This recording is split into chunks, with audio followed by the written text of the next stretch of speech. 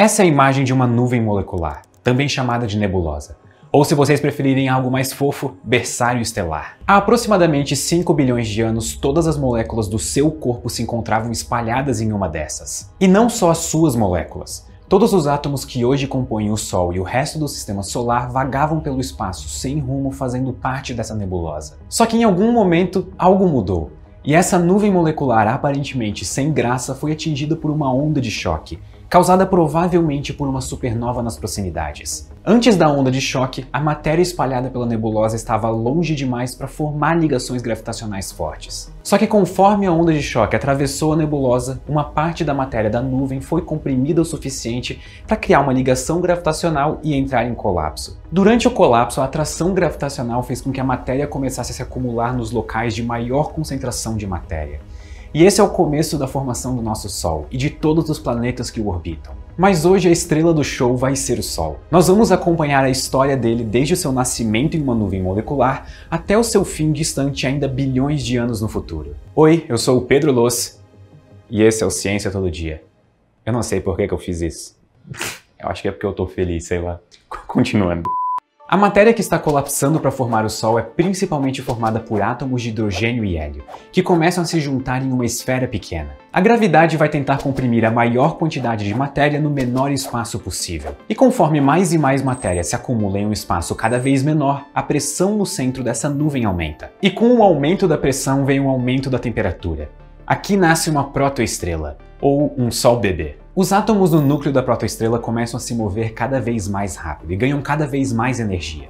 Eventualmente, os átomos de hidrogênio e hélio começam a ser ionizados. Isso é, os elétrons de carga negativa se separam do núcleo atômico que tem carga positiva. E conforme a pressão e temperatura aumentam ainda mais, um ponto crítico é atingido. Os núcleos de hidrogênio, que são basicamente prótons livres nesse ponto, começam a ser fundidos em hélio 3. Esse processo gera uma quantidade enorme de energia e causa uma pressão contra o colapso gravitacional.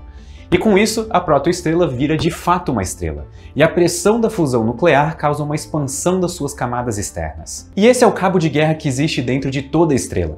A força da gravidade tenta fazer a matéria colapsar e algum outro fenômeno da natureza impede o colapso. No caso de uma estrela jovem e com a massa do Sol, o fenômeno que impede o colapso vem da fusão de hidrogênio no seu núcleo. O núcleo do Sol representa 1/3 da sua massa, mas apenas 10% do seu volume. E por conta disso, as pressões e temperaturas são tão altas que o núcleo se encontra efetivamente isolado do resto do Sol, de forma que apenas o hidrogênio que já se encontra no núcleo dele pode participar do processo de fusão. Conforme o núcleo funde sua quantidade finita de hidrogênio, ele produz hélio.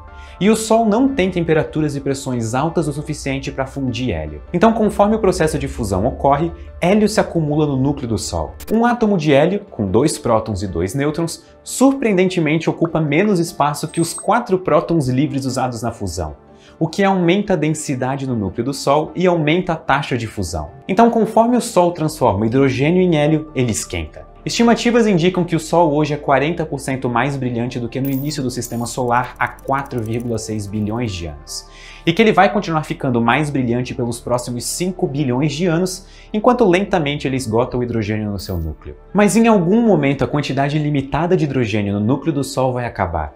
Com isso, a pressão gerada pela fusão nuclear vai ceder sob a força da gravidade e a estrela vai entrar em colapso mais uma vez. E nesse ponto, duas coisas interessantes acontecem. A primeira delas é no núcleo do Sol, formado agora por núcleos de hélio e elétrons livres.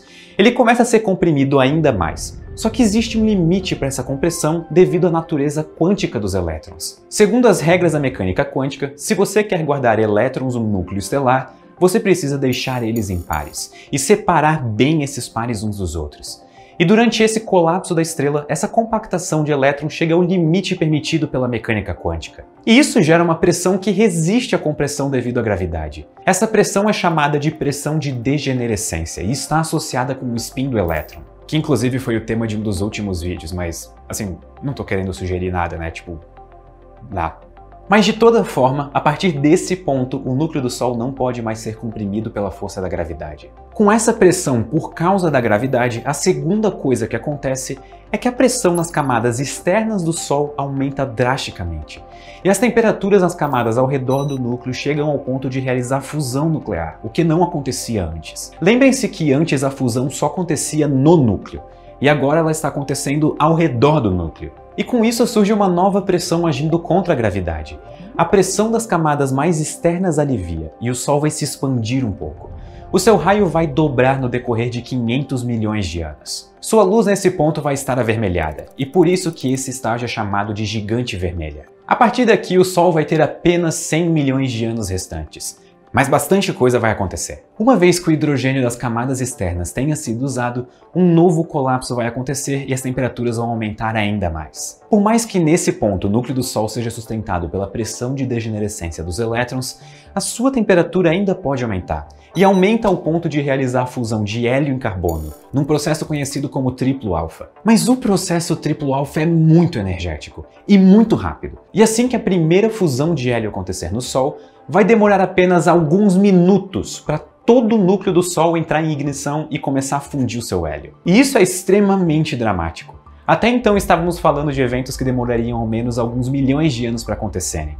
E essa ignição do hélio toma apenas alguns minutos. É por isso que esse evento é conhecido como flash de hélio. Esse evento vai liberar tanta energia que vai expandir as camadas externas do Sol até a órbita da Terra.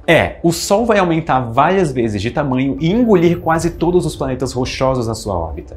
E não só isso. 1/3 de sua massa vai ser ejetada para o espaço por conta da radiação que a fusão de hélio vai gerar. A fusão de hélio vai basicamente vencer a gravidade do Sol por 100 milhões de anos. Esse estágio em que o Sol está do tamanho da órbita da Terra é o estágio de supergigante vermelha. No final dessa fase, o Sol já vai ter perdido metade da sua massa.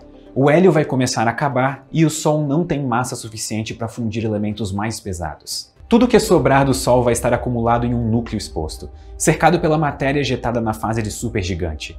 Essa matéria ejetada forma o que chamamos de nebulosa planetária. No centro do sistema solar resta apenas uma fantasma do que era o Sol, uma anã branca, uma estrela já sem combustível, segurada apenas pela pressão de degenerescência dos elétrons livres, com uma temperatura de algo em torno de 100 mil graus Celsius.